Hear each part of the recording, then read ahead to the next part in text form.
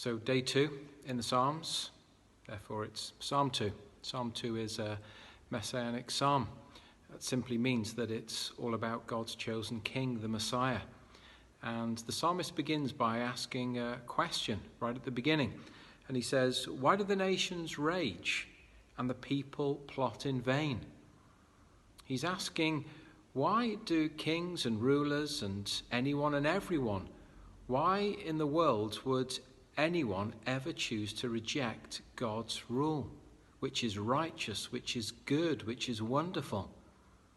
And the question's also asked of God, what is his response to people rejecting him and even challenging him, wanting instead to be king and ruler and not have God's king, the Messiah?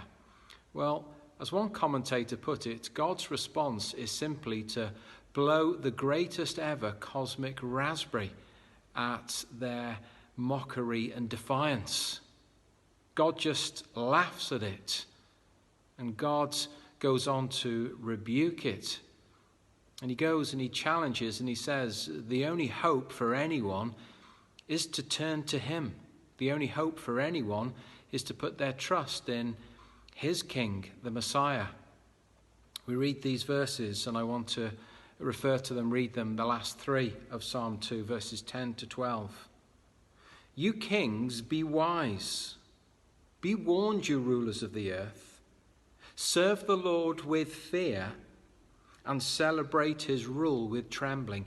Kiss the Son, or he will become angry, and your way will lead to destruction. For his wrath can flare up in a moment. Blessed are all who take refuge in him. So in a world where so many reject God, we're to still take great heart. We're to still know that God is in charge. This doesn't stop him in any way. This doesn't concern him. All that concerns him really is that those people who are rejecting him right now would turn to him before it's too late. And of course we get those wonderful verses about Jesus in the New Testament and of when he returns again, finally in judgment, that every knee will bow and every tongue confess that Christ is Lord. Let's pray that even those who may even ridicule and reject our Messiah will be those instead that will bow the knee before it's too late.